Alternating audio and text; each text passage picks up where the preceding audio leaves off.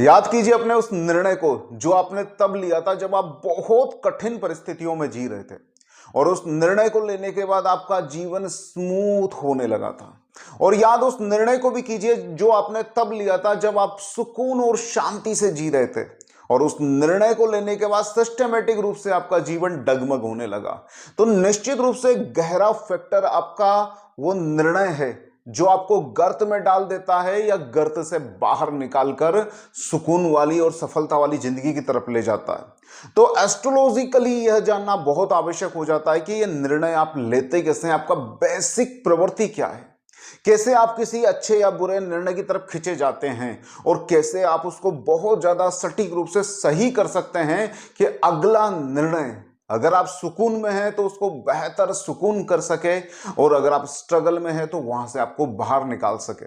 तो यह समझने के लिए इस वीडियो को पूरा देखिए। यहां पे मैं आपको थर्ड हाउस का वो बेसिक जादुई इफेक्ट बताऊंगा जो आपको जीवन के अंदर जीतने वाले निर्णय लेने के लिए बाध्य कर सकता है। तो इस वीडियो को जरूर अंत तक पूरा देखें और अगर आपको मेरे प्रयास सार्थक लगे तो इस चैनल को लाइक कीजिएगा, सब्सक्राइब कीजिएगा और अपने मित्रों में शेयर कीजिएगा। तो शुरू करते हैं थर्ड हाउस के वो जादुई प्रभाव जो आपको उन्नति की तरफ अग्रसर कर सकते हैं आपके निर्णयों की मदद से। नमस्कार दोस्तों, मैं हूं रामचंद्र आमेटा, आपका अपना हॉरोस्कोप रीडर। जो लोग इस वीडियो को ज्योतिष सीखने के लिए देख रहे हैं या अपनी कुंडली को एनालाइज करने के लिए देख रहे हैं, वो सबसे पहले अपने दिमाग के अंदर काल पुरुष की कुंडली को उतार लें। मैं यहाँ पे पूरी कुंडली नहीं बताने वाला हूं, वो आपको अलग अलग वीडियो से देखना पड़ेगी, नहीं तो खुद सीखना होगा। काल पुरुष की कुंडली के अंदर हमको यह समझना पड़ता है कि किस भाव का स्वामी कौन है वास्तविक रूप से काल पुरुष की यानी कि स्टैंडर्ड चार्ट के अनुसार। तो हम यहां पर आते हैं थर्ड हाउस के ऊपर। थर्ड हाउस में काल पुरुष की कुंडली में मिथुन राशि आती है। मिथुन अर्थात युगल, स्त्री और पुरुष का जोड़ा, अर्थात एक इंटरनल तीव्र इच्छा जिसे हम वासना के रूप में परिभाषित करते हैं। देखिए, वासना को लस्ट से या काम वासना से मत जोड़ लेना। वासना का मतलब है आपके गहरे अवचेतन में बैठी हुई कोई इच्छा जो किसी विशेष परिस्थिति में आपके सामने उपस्थित हो जाती है। तो थर्ड हाउस गहराई से उस वासना को रिप्रेजेंट करता है और इसका स्वामी जो बुध है वो आपकी वैचारिक क्षमता बताता है।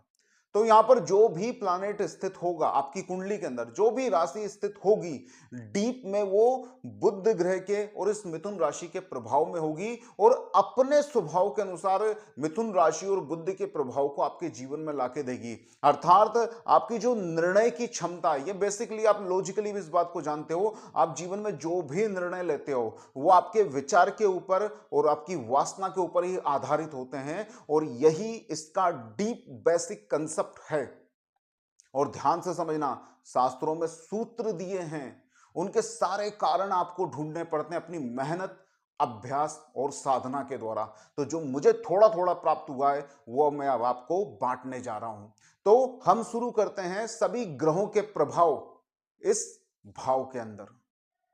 जब आपकी जन्म कुंडली में तीसरे भाव में चंद्रमा आकर स्थित हो जाता है, तब ऐसी स्थिति में ये आपको एक मत होकर, एक निर्णय लेकर किसी परिस्थिति विशेष में आगे नहीं बढ़ने देता है। चाहे वो सुकून भरी परिस्थितियां हो, चाहे वो आपके जीवन का कठिन दौर हो, यहां पर चंद्रमा कोई एक स्थिर निर्णय आपको लेने नहीं देता। यहां कंपल्सरी हो जाता है कि आप कोई ना कोई सेकंड थॉट, कोई ना कोई सेकंड लक्ष्य या मार्ग अपने दिमाग में लेकर आगे बढ़ें। अगर आप इस स्थिति से जूझ रहे हैं तो निश्चित रूप से आपको चंद्रमा के शुभत्व की तरफ ध्यान देना चाहिए। अर्थात चंद्रमा के उपाय आपको यहां पर मजबूती से कर लेने चाहिए।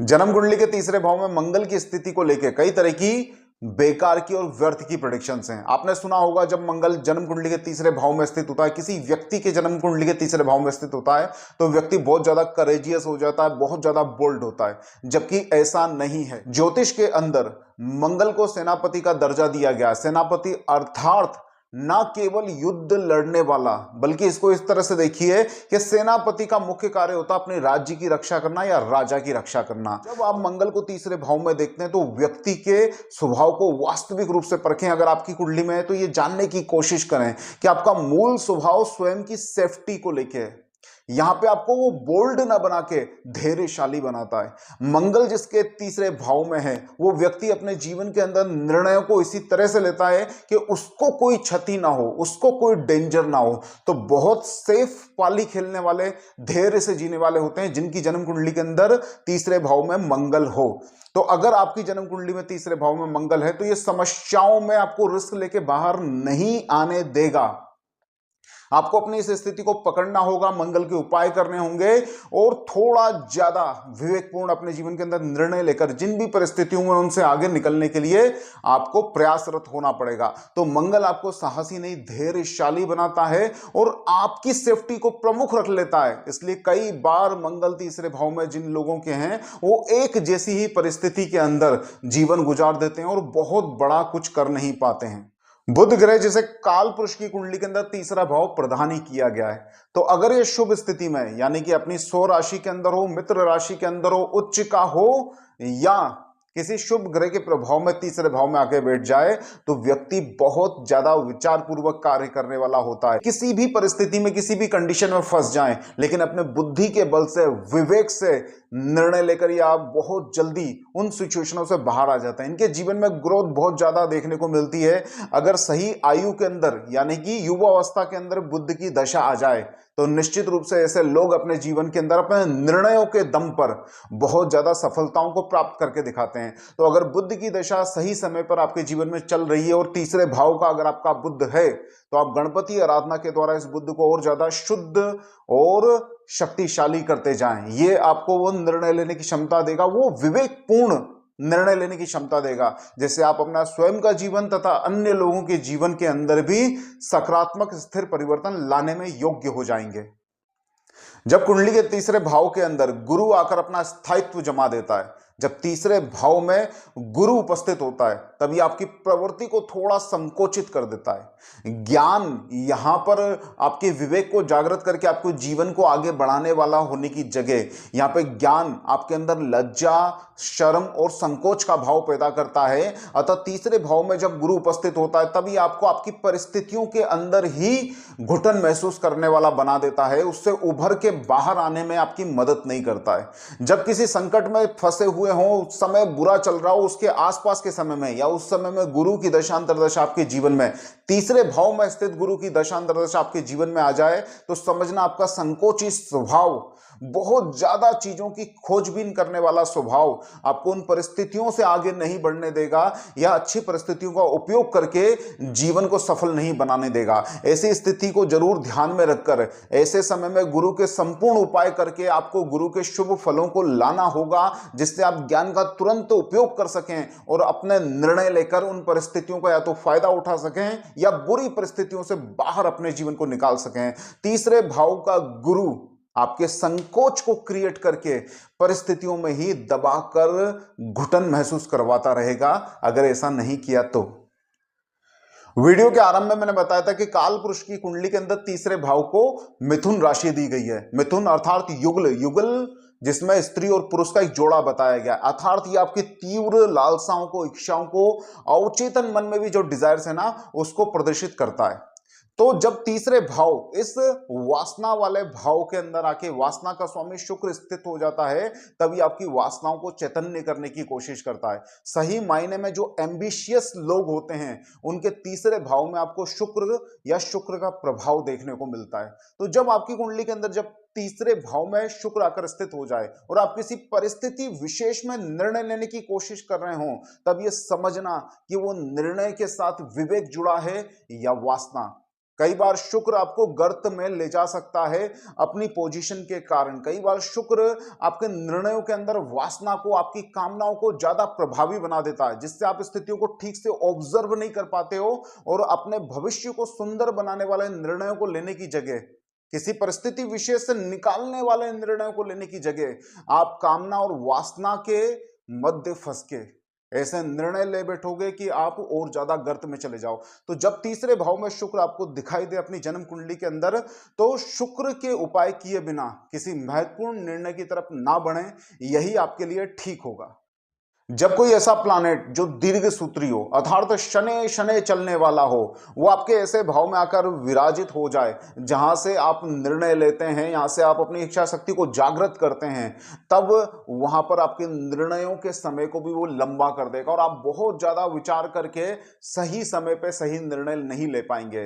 तो जब आपकी जन्म कुंडली के तीसरे भाव में शनि का आधिपत्य आपको दिखाई देने लगे और कोई विशेष अपॉर्चुनिटी आपके जीवन में आ जाए या किसी विशेष परिस्थिति में आप फंस जाएं और वहां पर निर्णय लेना आपको जरूरी लग रहा हो लेकिन आप ले नहीं पा रहे हो, तब इस शनि ग्रह के उपाय जरूर कीजिएगा। शनि की पूजा आराधना जरूर कर लीजिएगा, उनसे प्रार्थना कीजिएगा कि हमें अपने प्रभावों से मुक्त करें, मुख्य रूप से अशुभ प्रभावों से मुक्त करें और हम शीघ्रता से यहां पर सही निर्णय ले सकें। नहीं तो ये शनि आपको किसी स्थिति विशेष से जीवन भर निकलने ही नहीं देगा, नहीं तो किसी स्थिति विशेष का आपको लाभ नहीं उठाने देगा, आपको दीर्घ सूत्री बनाकर छोड़ देगा। यहां पर शनि अगर मकर में भी हो, कुंभ में भी हो, तुला में भी हो, तब भी समान प्रभाव देता है। बस वो शनै शनै चलने की आदत के कारण या उसके शुभत्व को महसूस करने के कारण आपको ऐसा लग सकता है कि मेरे अंदर बहुत धैर्य है, मैं बहुत सोच समझ के काम करता हूं, लेकिन वास्तविकता में शनि का मूल उद्देश्य आपको परिस्थितियों को समझने में ही उलझा देने वाला होता है, निर्णय लेने से दूर रखता है। अतः शनि की आराधना तीसरे भाव में बैठा हुआ शनि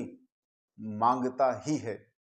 तीसरे भाव का सूर्य विचित्र फलदाता होता है, यहां पर आपके आत्मा का स्वामी ही आके बैठ गया है।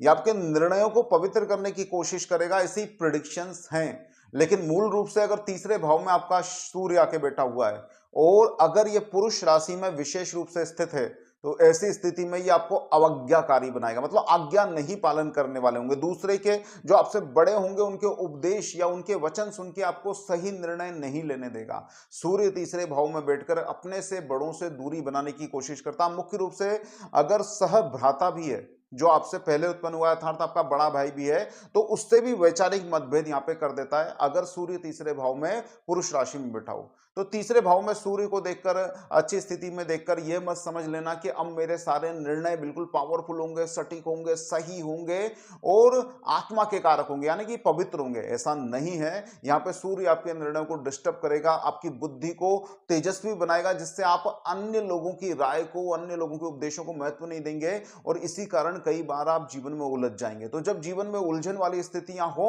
और अच्छी अपॉर्चुनिटीज हो, या तो उलझन हो या अपॉर्चुनिटीज हो, इन दोनों स्थितियों में अगर निर्णय आपको लेना है और सूर्य से प्रभावित किसी ग्रह की दशा अंतर दशा साथ में हो, तब सूर्य के उपाय कर लीजिएगा। इस बात के भ्रम में मत रहिएगा कि हमारा तो सूर्य तीसरे भाव में बैठा हुआ है और इस भाव में बैठा हुआ सूर्य हमें शुभ फल देगा। ऐसा नहीं है। वो आपको अवज्ञाकारी बनाएगा, भले ही आप इस बात को नहीं जाने। वो आपके दिमाग को किसी और के उपदेश को सुनने नहीं देगा, किसी और की ज्ञान की बात को अपनाने नहीं देगा। इस तरह से आप अपनी परिस्थितियों में फंस के रह जाएंगे। तो यहां पर भी सूर्य के उपाय जरूरी हैं, जिससे आप सही निर्णय ले सकें, अपनी आत्मा की आवाज को सुन सकें और आपसे पहले जो आपको ज्ञान दे रहे हैं, जो आपके बड़े हैं, उनके ज्ञान को भी आत्मसात करके आप जीवन में आगे बढ़ सकें। इस वीडियो के अंदर मैंने इन ग्रहों के सिर्फ एक ही प्रभाव को ऑब्जर्व किया है कि वो आपके निर्णय लेने की क्षमता को कैसे प्रभावित करते हैं। और ध्यान रखना, आपके जीवन में किसी परिस्थिति में फंसाने या उससे बाहर निकालने के लिए सिर्फ एक ही फैक्टर इंपॉर्टेंट है और वो है आपका निर्णय। अब आप बोलोगे हमें जिस ग्रह की दशा चल रही है उसी के अनुसार तो हम जीवन के अंदर निर्णय लेंगे, तो बेसिक रूप से आप वैसा ही करेंगे जैसा आपको ग्रह की महादशा या अंतरदशा चल रही है। लेकिन सारे ग्रह मिलकर अपने अपने स्थान पर बैठकर अपने अपने जो उनकी रुचि होती है, जो उनका मूल स्वभाव होता है, उसके अनुसार महादशानाथ, अंतरदशानाथ, प्रत्यंतर दशानाथ, इवन सूक्ष्म दशानाथ को भी जरूर प्रभावित करते हैं। तो जिस विषय के ऊपर आप चर्चा कर रहे हैं उस विषय से संबंधित ग्रह की आपकी कुंडली में क्या स्थिति है, यह निश्चित रूप से इंटरनली उस महादशानाथ पर या आपके ऊपर प्रभाव डालती ही है। तो जब जीवन में जिस विषय के ऊपर आप बात करते हैं अपनी कुंडली के अंदर, जन्म कुंडली के अंदर, उससे संबंधित ग्रह और भाव को भी देखना सीखें। तो जब आपके जीवन में निर्णय ही सबसे ज्यादा जरूरी चीज दिखाई देता है, तो तीसरे भाव को डीपली समझना आपकी बेसिक जिम्मेदारी बन जाती है। अब तीसरे भाव पर दृष्टि किसकी है, तीसरे भाव में राशि कौन सी है और तीसरे भाव पर किस किस तरह के प्रभाव पड़ रहे हैं, वह सब भी आपके निर्णय लेने की क्षमता के ऊपर प्रभाव डालते हैं। यहां पर मैंने सिर्फ उपस्थित ग्रहों की बात की है, जिसे आप अपने जीवन के अंदर अनुभवों से जान सकते हैं और निश्चित रूप से आपको ये बातें सत्य ही लगेंगी।